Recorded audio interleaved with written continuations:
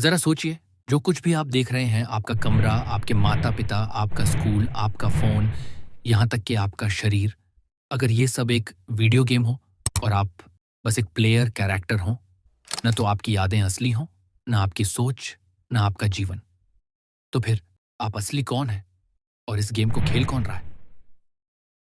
आपका दिन वैसा ही शुरू होता है, जैसे हर दिन। आँखें खुलती हैं, मोबाइल स्क्रीन देखी जाती है, फिर ब्रश, नाश्ता, बाहर की दुनिया।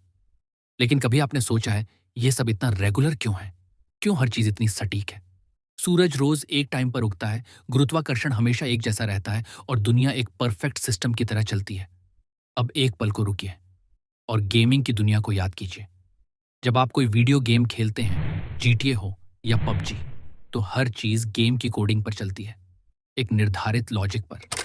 आप किसी भी कैरेक्टर को चलाते हैं, वो बोलता है, दौड़ता है, फाइट करता है, लेकिन वो खुद नहीं सोच सकता क्योंकि वो एक प्रोग्राम का हिस्सा है।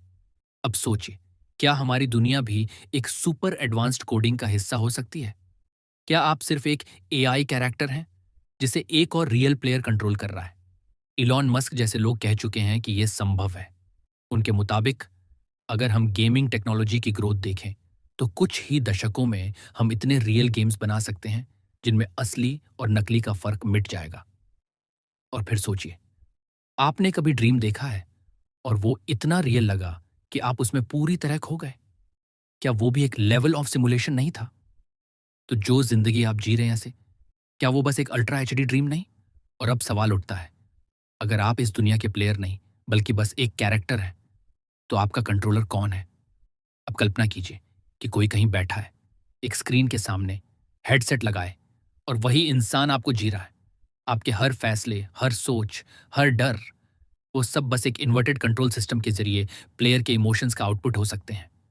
आप जब उदास होते हैं या अचानक खुश हो जाते हैं, क्या वो आपकी असली भावना है या फिर प्लेयर का मन बदल गया?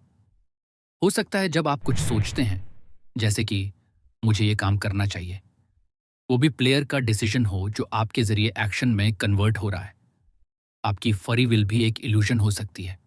अब अगर ये सही है, तो आपकी मेमोरी भी रियल नहीं। आपके बचपन की यादें, आपके स्कूल के दोस्त, आपके फेवरेट फूड, ये सब प्री लोडेड डेटा हो सकते हैं जो आपके कैरेक्टर को रियल बनाने के लिए प्रोग्राम किया गया है। और फिर सवाल आता है, अगर प्लेयर लॉग आउट कर गया तो क्या होगा? क्या आप फ्रीज हो जाएंगे या गेम ओवर हो जाएगा? हो सकता है कुछ डेजा व्यू मोमेंट्स, जब आपको लगता है कि ये पहले भी हो चुका है, वो सिर्फ गेम के ग्लिच हों। आप जब कुछ गलत करते हैं और अचानक गिल्ट फील करते हैं, शायद प्लेयर की मोरल सेटिंग्स एक्टिवेट हो गई हों। अगर ये सब सच है, तो आप कौन हैं?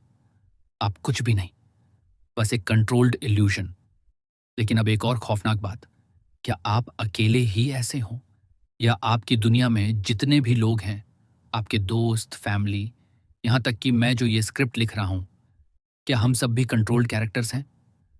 ग्लिच और बग्स, जब सच्चाई टूटती है, आपने कभी नोटिस किया है, जब अचानक आपकी घड़ी 1 सेकंड आगे निकल जाती है, या कभी किसी का चेहरा कुछ पल के लिए अजीब लगने लगता है, या वो मोमेंट्स जब लगता है कि ये तो पहले भी हो चुका है, जिसे हम देजावु कहते हैं। इन सब को ग्लिच इन द मैट्रिक्स कहा जाता है। जैसे गेम में बग होता है, वैसे ही हमारे सिमुलेशन में भी। सोचिए, अगर आप इस वक्त अपने कमरे में बैठे हैं, मोबाइल हाथ में है और आप ये सुन रहे हैं, तो क्या ये आपका खुद का फैसला है, या किसी ने आपके लिए पहले से कोड में ये फैसला लिख दिया है? अगर हमारी दुनिया एक वीडियो गेम है, तो इसका कोई ना कोई डेवलपर भी होगा, कोई प्लेयर, कोई कंट्रोलर, कोई गेम मास्टर, जो हर चीज़ के पीछे बैठा है। जैसे जीटीए में एनपीसी होते हैं, जो एक फिक्स रूटीन फॉलो करते हैं, सुबह उठते हैं, काम पर जाते हैं, फिर घर लौटते हैं। क्या हम सब भी उसी पैटर्न में तो नहीं फंसे हुए? हम सोचते हैं कि हम फ्री हैं, पर क्या सच में? हमें स्कूल भेजा गया, कॉलेज, फिर नौकरी, फिर शादी, बच्चे, और एक दिन सब खत्म। ये सब भी तो एक मिशन की तरह लगता है ना? जैसे एक गेम में लेवल क्लियर करने होते हैं। और ये जो ग्लिचेस होते हैं, जैसे डेजा वू, आपने कभी महसूस किया है कि ये चीज़ पहले भी हो चुकी है? क्या वो गेम का एक बग है, या फिर प्रोग्राम में कुछ गड़बड़ है?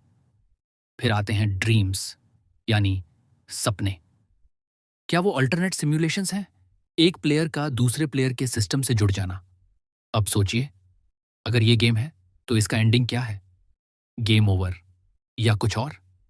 क्या हमें फिर से रीस्टार्ट किया जाएगा, नए मिशन, नई पहचान के साथ? और सबसे डरावनी बात, अगर कोई बाहर से इस गेम को बंद कर दे तो हम सबका अस्तित्व बस एक क्लिक में मिट सकता है। अब सवाल उठता है, अगर हम इस गेम के प्लेयर हैं तो इसका एंड क्या है? क्या कोई फाइनल लेवल है जहां हम गेम मास्टर से मिलेंगे, या फिर ये सब बस एक लूप है जो कभी खत्म नहीं होता? कुछ थ्योरीज कहती हैं कि हर इंसान को उसके लाइफ में एक ग्लिच मिलता है, एक ऐसा मोमेंट जहां वो समझ सकता है कि ये सब रियल नहीं है। हो सकता है आपने भी ऐसा कोई मोमेंट फील किया हो, जैसे अचानक आपको किसी जगह का पुराना सा एहसास हो, किसी नए इंसान से मिलकर लगे कि आप उसे पहले से जानते हो, या फिर सपनों में कुछ ऐसी चीजें दिखें जो बाद में सच हो जाए। क्या ये ग्लिच है, या गेम का कोड आपके साथ बातचीत कर रहा है? अब आप ये भी सोच रहे होंगे कि अगर ये एक वीडियो गेम है तो क्या हम इससे बाहर निकल सकते हैं? क्या एग्जिट का कोई बटन है, या फिर हम सिर्फ गेम को समझकर उसे बेहतर तरीके से खेल सकते हैं? बहुत से लोग ध्यान, मेडिटेशन और माइंडफुलनेस के जरिए ये मानते हैं कि वो गेम की कोडिंग को पढ़ सकते हैं। वो कहते हैं कि जब आप पूरी तरह से शांत होते हैं तो आपको गेम मास्टर की आवाज़ें सुनाई देती है। कुछ लोग इसे ईश्वर कहते हैं, कुछ यूनिवर्स, और कुछ बस इनर वॉइस।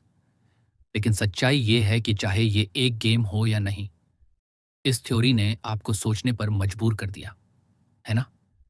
क्योंकि अगर आपकी ज़िंदगी बस एक गेम है, तो अब सवाल ये नहीं कि क्या ये रियल है या नहीं। अब सवाल है, आप इस गेम को कैसे खेलना चाहते हैं?